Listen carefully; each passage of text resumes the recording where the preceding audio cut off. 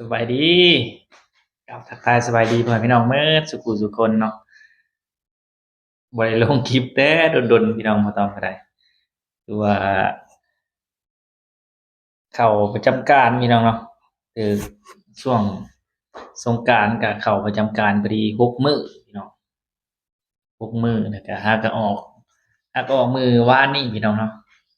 หากก็ออกมื้อวานนี้แล้วก็ออกเมื่อบ้านพู้นแหละคือว่าตอนช่วงสงกรานต์ก็อากาศร้อนหลายพี่น้องเนาะแล้วก็ฝนก็ตกเมื่อคืนนี้พี่น้องเอ้ย ฝนฮากก็ตกเมื่อคืนนี้นะอากาศก็เย็นแหน่ถือว่ามื้อนี้ก็เข้ามาใกล้คือเก่าเนาะพี่เนาะมื้ออื่นก็เป็นมื้อวันจันทร์น่าสิเข้าประจำการ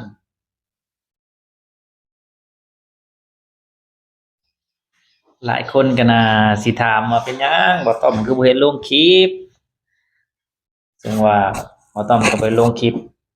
หลายมื้อเนาะพี่เนาะเข้าประจำการแล้วก็ดาวศุกร์ก็บ่อยู่แหน่พี่น้องดาวศุกร์ก็ได้ไปกาเกียมไปท่าบ่ต้อมอยู่ไทยประมาณอาทิตย์หนึ่งนั่นแหละพี่น้องเนาะซึ่งว่าบ่ต้อมแล้วสงกรานต์ก็สินำไปนำหลังพี่น้องเนาะคือว่ามื้อนี้ก็วันที่19แหละมื้ออื่นวันที่20ก็เบิ่งตัวจริงพี่น้องเนาะซึ่งว่าบ่ต้อมบ่ได้ไปพร้อมกันกับสาวสุกก็แม่นบัตรสปอร์ตบัตรสปอร์ตบ่ต้อมที่บ่ต้อมเฮ็ดตอนนั้นนะพี่น้องเนาะยังบ่ทันได้พี่น้องเนาะแล้วก็เพิ่นนัดว่าวันที่20มื้ออื่นนี่แหละ คันว่าวันที่20มื้ออื่นบ่ได้ก็ประมาณที่22 23นั่นล่ะคือว่ามันก็ช้าแรงแล้วแม่นเนาะคือว่า2เดือนบัดบ่ต้องคันเดือนหนึ่งกับอีก20มื้ออื่นนี่แหละพี่น้องเนาะก็ยังบ่ได้บ่ต้องก็เลยให้สาวสุกไปท่าอยู่พุ่นพี่น้องเนาะไปกะไปอยู่นำป้าท่าอยู่พุ่นแล้วบ่ต้องสิจะนำไปตามหลังพี่น้องเนาะคันว่าได้มื้ออื่นก็สิไปวันค้านคือว่าบัตรบ่ต้องหั้นได้ช้าพี่น้องเนาะ คาดว่าคันว่าบ่ได้มื้ออื่นก็อีก2-3มื้อบ่ต้อมสิตามเซาสุกไปบ่ต้อมก็เลยบ่ได้ถ่ายคลิปก็เข้าประจำการแหน่นะครับบ่ได้ออกเมื่อเรือนหากออกเมื่อมื้อวานนี้พี่น้องเนาะเที่ยวไปเที่ยวมาเดี๋ยวบ่ต้อมสิโทรหาเซาสุกเพิ่นเฮ็ดหยังอยู่พี่น้อง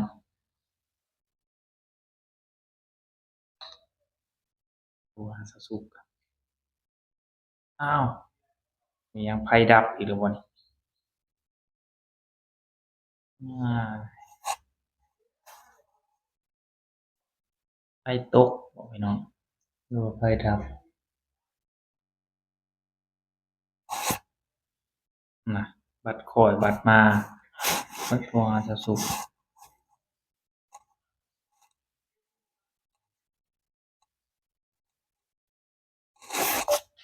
โทรหาสาวสุกก่อน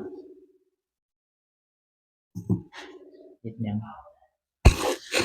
เฮ็ดหยังนั่งเล่นเย็นๆโอ้แม่เพิ่นไหล่เมื่อยบ่เมื่อยไหล่อะไล่น้องนิวเล่นบ่พักเลยเอ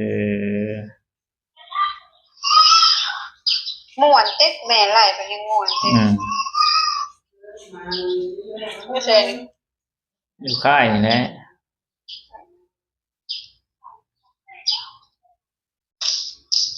เหงากินฮอดข้อยบ่กินฮอดข้อย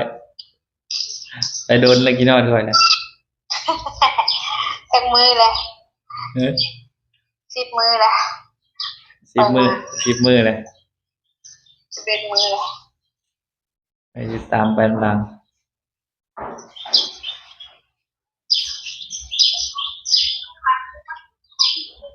น้องมิวหยอกน้องมิวน่ะโอ้บ่เหงาแล้วน้องมิวนี่แหละเล่นบอกไวๆคุบบ่ทันข่อยอ้าวพระเอกเนี่ยเที่ยวดับเที่ยวเปิดอยู่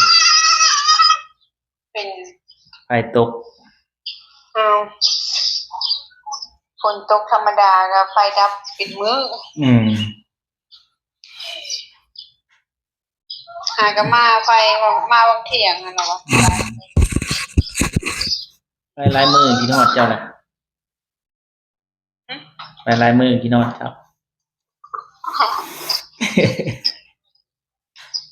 แล้วก็ดี อ้าว วันพุธจังมา ก็มันได้บัตรไว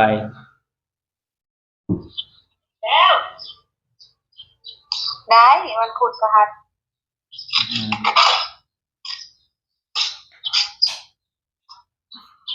มือน่ะส่งหาเขา อืมเขาเข้ากลางมื้อสิให้ไอ้ต้นทำ เออเฮ็ดหยังกิน มีป่นเฮ็ดเฟืองใส่ปลากระทูมาให้ บ่ กินกับยอดกระถิ่น เออ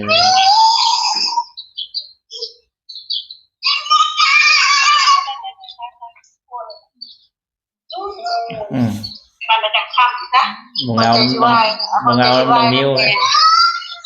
บ่เอาน้ำน้องนิ้วแล่นหรอกปุ๊บระวังลม เบิ่งไปค่ะบอกไม่ไหวแม่ไหลยังเล่นหนี อืมแหม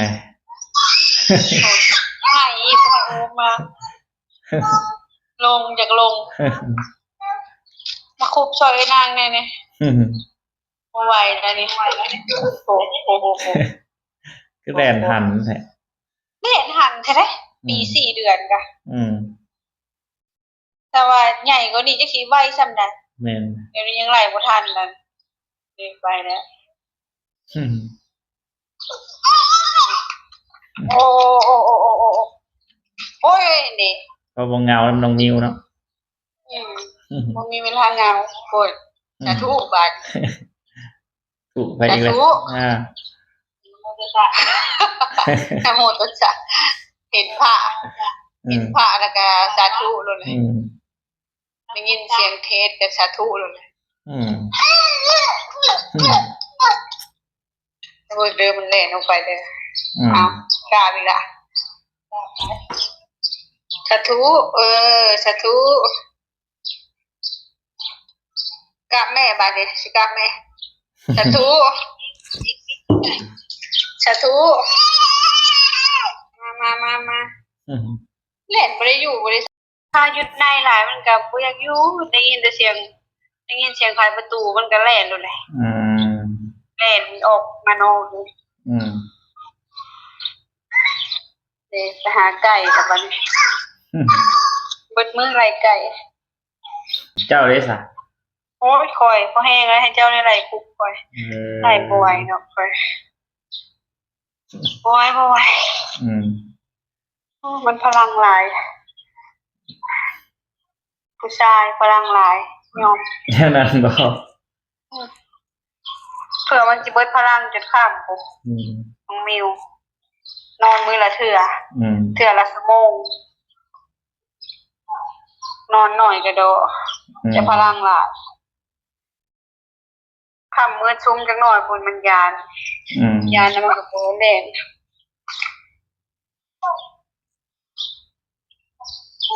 คือมันสิซื้อบ่ตกฝน เป็นคนบ่ตกเนาะ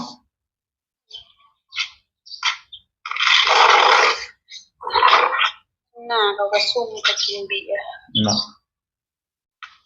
หลังสงกรานต์หักไข่บรรยากาศมื้อนี้ไข่หลายโอ้คนอยู่ อากาศเย็นเนาะโทรหาสาวซุกกินนี่แม่นเนาะเอาน้องมิวอยู่โอ้พอบ่เหงาน้ำน้องมิวเพิ่นว่าพี่น้องเนาะมีน้องมิวเพิ่นแล่นขนาดพี่น้องเนาะปีเท่าใดล่ะปี6 เดือนน้องมิวพี่น้องเนาะแล่นหันขนาดพี่น้องเนาะเดี๋ยวอีก 2-3 มื้อบ่ต้องสิตามไปเบิ่งตัวจริงว่าได้บัตรมื้อใดได้มื้ออื่นบ่หรือว่ามื้อใดพี่น้องเนาะเพราะว่าเดี๋ยวสิให้สาวสุกประพันธ์เบิ่งบัตรพี่น้องเนาะว่าสิได้มื้อใดแต่จริงบ่ต้องก็จะได้ไปไวนี่แหละเพราะว่าอยากไปหาสาวสุกแล้วพี่น้องเนาะสาวสุกก็ไปโดนแล้ว10 มื้อน่าสิได้แหละพี่น้องเนาะ ประมาณ10มื้อหรือ7-8มื้อนั่นแหละเนาะประมาณนี้แหละตอนแรกก็ว่าสิไปนำกันนั่นแหละแต่ก็เซาซุกไปก่อนเนาะพี่น้องเนาะไปฝากท้องไปหยังนั่นแหละไปกะเกียมไปให้แพทย์เพิ่นเช็กเบิ่งสุขภาพอิหยังแหน่ว่าสิผ่าได้บ่หรือว่าคลอดธรรมชาติเนาะพี่น้องเนาะในใจบ่ต้องก็อยากให้คลอดธรรมชาตินั่นแหละเนาะแต่ว่าถ้าว่ามันบ่ได้อีหลีก็จังสิตัดสินใจผ่าตัดเนาะพี่น้องเนาะ สำหรับคลิปนี้ก็ประมาณนี้เด้อเนาะพี่น้องเนาะจังไดก็ฝากพ่อพี่น้องกดไลก์กดแชร์กดติดตามเพื่อเป็นกำลังใจให้บ่ต้องมีคลิปต่อไปสำหรับคลิปนี้ขอกล่าวคำว่าสบายดีเจอกันใหม่คลิปหน้าพี่น้องเนาะ